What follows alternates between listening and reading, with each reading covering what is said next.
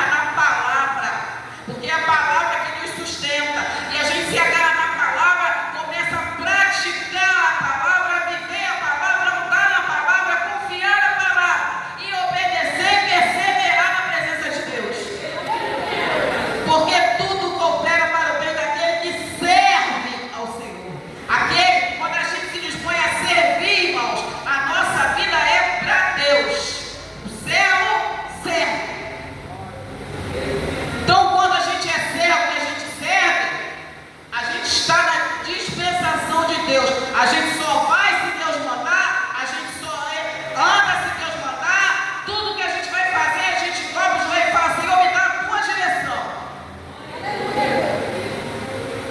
E ele é o quê? Tem que ver o Senhor subir. Aonde Elias colocava o pé, Eliseu estava do lado. Elias falava assim para ele: eu vou até Gilgal, me espera aqui. Ele falou: estou indo. Eu vou até Betel, me espera aqui. Não, eu vou também. Se ele sabia o que ele precisava, se ele tinha que ver ele subir para poder receber, como é que ele ia sair de perto, irmãos? Então, aonde Elias ia, ele estava atrás. Não tinha cansaço certo para Eliseu, não tinha tempo ruim para Eliseu. Ele não sabia como é que as coisas iam desenrolar quando ele colocasse o pé onde ele tinha que ir, mas ele estava ali. Ele tinha um propósito e ele estava lutando pelo propósito dele. Ele pediu algo, ele recebeu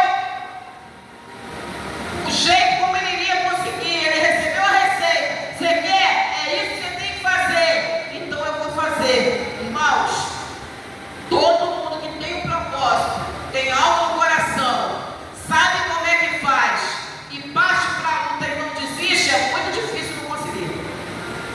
É muito difícil não alcançar. A gente não sabe quanto tempo eles iam andando atrás de Elias, mas o negócio foi esse: aonde Elias ia, estava Eliseu atrás. Até que um belo dia, quando eles chegaram na beira do Rio Jordão, que eles vão atravessar, a Bíblia fala que desce uma carruagem de fogo, dá a volta, em volta dos dois, começa a rodar os dois, tem um redemoinho e Elias é levado. Eliseu olha para cima e só vê a capa de Elias caindo. A mesma capa que Elias jogou em cima dele quando ele estava lá arando a terra dos seus pais. Foi a capa que ele recebeu quando Elias subiu, junto com o pedido que ele fez. Veio a capa, Arábia, Súria, Rebená, Cantarábia, Sé, e veio a unção dobrada. Tem propósito, tem que ter perseverança. Tem propósito, tem que ter determinação. Tem propósito, tem que ter fé, tem que ter disposição, tem que ter garra, tem que ter vontade, tem que acreditar. Se Deus já te deu a receita que você tem que fazer para alcançar o teu propósito, bota o pé na estrada e não olha para trás por nada, porque Deus vai honrar a tua fé. A capa cai e ele segura. Fica olhando, Elias foi. Ele sabia que ele tinha recebido o que ele pediu. Do outro lado, os filhos do profeta olhando para ele, porque ele iria suceder, ele seria agora o professor daquela escola, e tem o rio no meio. Eliseu é tão humilde, que ele chega assim, porque Elias, ele fazia o rio abrir com a capa. Ele chega e fala assim: Senhor, ele coloca a capa e fala assim: Deus de Elias, se for da tua vontade, será que o Senhor pode fazer por mim a mesma coisa que o Senhor fazia por ele? Abrir esse rio. E Deus escuta, abre o Jordão no meio e ele passa. É como se Deus falasse assim para ele: eu ouvi a tua oração, e porque você perseverou em fazer o que você tinha que fazer para receber, está ali a tua vitória. E esse homem, irmãos, fez coisas extraordinárias durante todo o ministério dele. E aqui, no segundo livro de Reis, capítulo 13, versículo 14, a gente vai ver esse homem chegando ao final da sua vida. Até o final da sua vida, ele estava ali cumprindo seu ministério. Ele sabia que ia morrer. E o rei, irmãos, que dependia da orientação dele, foi lá visitar. E o rei estava muito triste, porque os profetas davam a direção de Deus para o rei e para o rei. E quando ele vê lá que Eliseu está muito doente, já vai partir, ele fala: meu pai, carros de Israel e seus cavaleiros. Essas frases significam aqueles que são importantes no reino: o profeta, os carros e os cavaleiros que defendiam o reino. E Eliseu estava ali na lista daquilo tudo que era importante para defender a cidade. O rei, a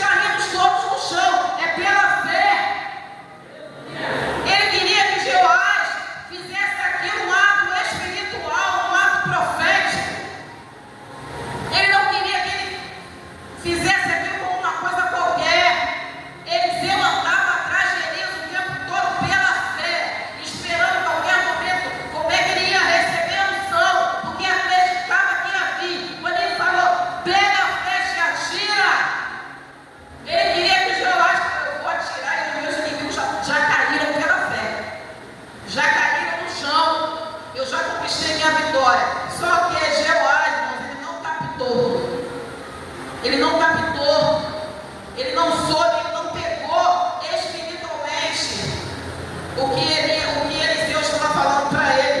Ele não conseguiu entrar ali no mundo espiritual. Ele não conseguiu tirar o erro dele da frente. Ele não conseguiu tirar a incerteza dele da frente. Eliseu estava morrendo, mas ele estava dando para ele a receita daquele momento, como ele ia vencer a vitória dele. Quando a gente abre a palavra do Senhor, aleluia, e Deus nos dá uma palavra, irmãos. Lá no livro de Hebreus, capítulo 11, versículo 1, fala sobre fé e fala assim: a fé é o firme fundamento das coisas que se esperam e a certeza das coisas que a gente não está vendo. Então, quando a gente crê em Jesus, quando a gente anda na presença do Senhor, resolve fazer um concerto com o Senhor, acreditar no Senhor, é assim que a gente vive. O justo viverá pela fé. A gente anda na fé, vive na fé, respira na fé, trabalha na fé, louva na fé, vem para o culto na fé, enfrenta os problemas na fé, enfrenta as perdas na fé. Porque é isso que sustenta a crente, irmãos. É a fé, é acreditar, é perseverança de acreditar que aquilo que a gente vai pedir, irmãos, Deus vai conceder, que a gente vai bater quantas vezes for necessário e a porta vai se abrir, que os ossos secos vão criar vida, porque a gente não vive mais só no mundo físico, a gente vive pela fé. A gente não vive mais pelas coisas que a gente vê, a gente também vive pelas coisas que a gente não está vendo, mas a gente tem certeza que vai acontecer. Essa é a vida do crente. Podem falar que a gente é doido, que a gente é maluco, que a gente é soberbo, que a gente é arrogante. Não, a gente só tomou a decisão de viver aquilo que foi deixado para nós.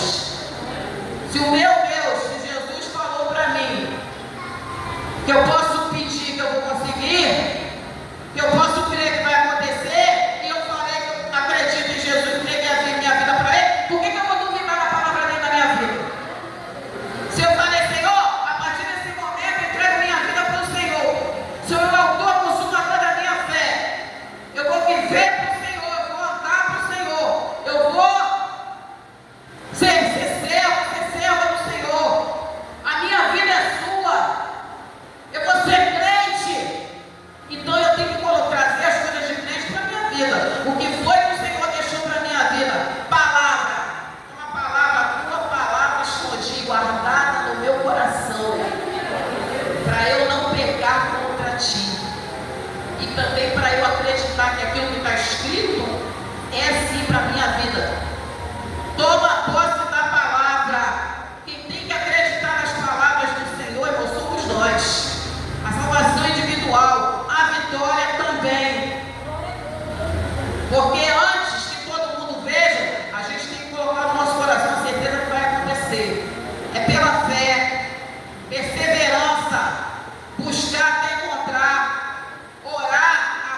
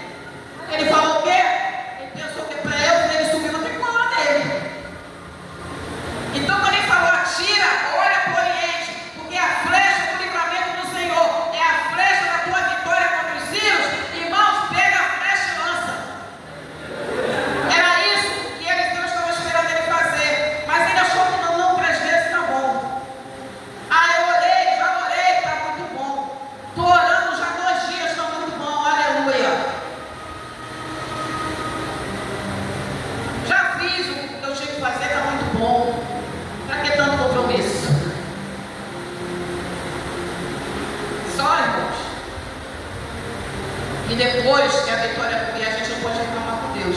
Ah, mas Deus não falou quantas vezes eu tinha que fazer, mas Deus falou o quê? Pedir, pedir. Ele não falou quantas vezes a gente tinha que pedir, ele mandou a gente pedir. Ele falou, bate, batei, batei, abri-se-vos-á. Está escrito quantas vezes a gente tem que bater? Está escrito quantas vezes a gente tem que pedir? Não. Então a gente vai orar até o milagre acontecer. A gente vai chorar nos pés do Senhor até o milagre acontecer. Abraão esperou 25 anos para ver a promessa dele. Deus falou, ó, tua descendência vai ser como a areia do mar, das estrelas do céu que não se pode contar. Aleluia! Vou fazer de você pai das nações, vou te dar tudo, teu nome com a sua descendência vai ser incontável. Vou te dar um filho. Abraão ficou todo satisfeito, passou 1 ano, 2 anos, 3 anos, 4 anos, 10, 20. Deus falou para ele quantos anos ia levar para ter o filho, mas Deus falou que ia dar. E Abraão sabia que ia dar, apesar de ele ter desviado um pouquinho do meio do caminho para ver Sara. Ele, até que ele saiu da terra dele, fez tudo que Deus tinha mandado, a vida dele mudou radicalmente. Antes, irmãos, a gente desacreditar naquilo que a gente está pedindo para Deus e começar a achar que não vai acontecer, vamos sentar e lembrar quem era a gente lá atrás e quem somos nós agora. Vamos lembrar de como a gente estava lá atrás e como nós estamos agora. Vamos lembrar de tudo de errado que a gente fazia lá atrás e o que nós não fazemos mais agora. Vamos trazer à memória o que Deus fez na nossa vida. Desde que o Senhor tirou a gente desse mundão, a gente não está mais da mesma maneira, irmãos. Mas não está mesmo. Só a gente sabe como é que a gente andava, as coisas que a gente fazia, quem éramos nós lá fora. As pessoas que estão com a gente dentro da igreja não têm noção de muitas coisas que a gente aprontou lá fora. Mas o Senhor nos limpou, nos sustentou, nos guardou. E nós estamos aqui para a honra e glória do Senhor, louvando e adorando o nome dEle, na presença dEle, sendo fiel a Ele e ajudando a resgatar outras pessoas lá de fora. Então, irmãos, ele só atira 3 vezes. Aí Eliseu fala assim: você errou, Jeoás. Você tinha que ter atirado mais 5 ou 6 vezes. Você esqueceu o tamanho do teu inimigo? Os sírios eram o império. Era 10 vezes o reino de Israel. Era um inimigo poderoso. Tem coisas, irmãos, que antes da gente desistir de orar, a gente tem que lembrar da dificuldade que é. Deus não é obrigado a facilitar nada para a gente. A gente é que tem que buscar, orar, pedir, clamar. Porque vai ter coisas que a gente vai orar anos. Vai ter coisas que a gente vai orar meses, dias. Porque o tempo pertence ao Senhor, como foi falado aqui ontem. 1 dia para o Senhor é como 1000 anos, 1000 anos como um dia, falou o apóstolo Pedro. Então o tempo do Senhor não é o nosso. Mas ele falou o quê? Pede, pedir, dar-se-vos-á. Porque se eu quiser te dar agora, antes de você chegar em casa, eu te dou.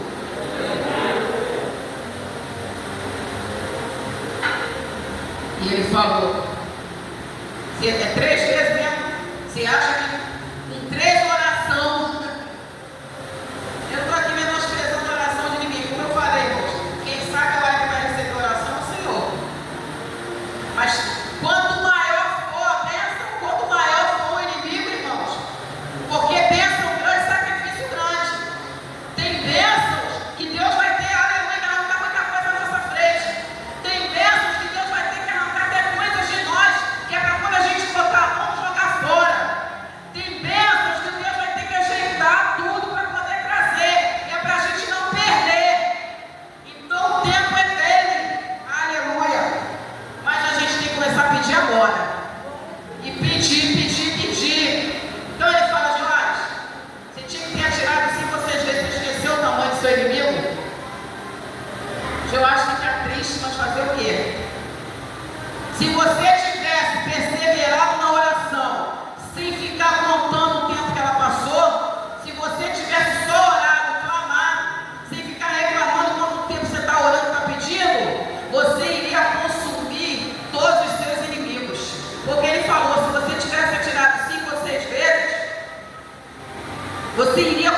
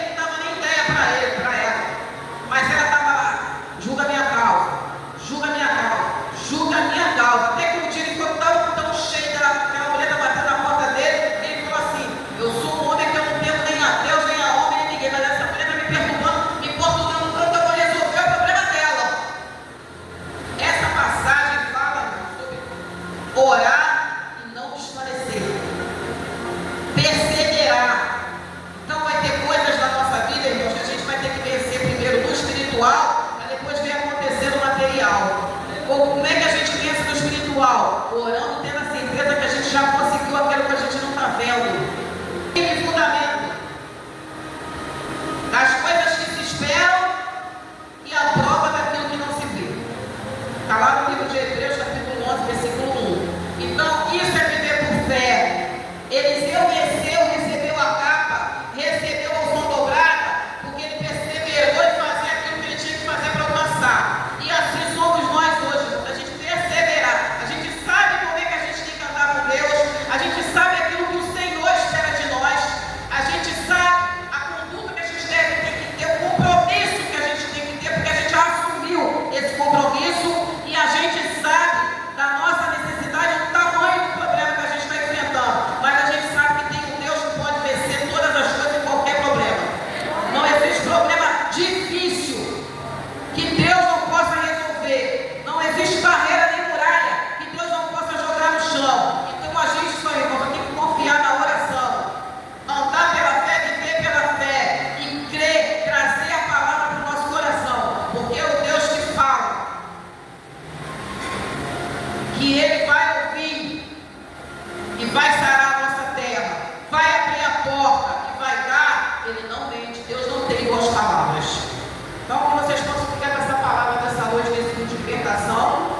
Olhe com fé, acredita, porque por mais difícil que seja o que você quer, se você colocar na mão do Senhor, Ele te dá.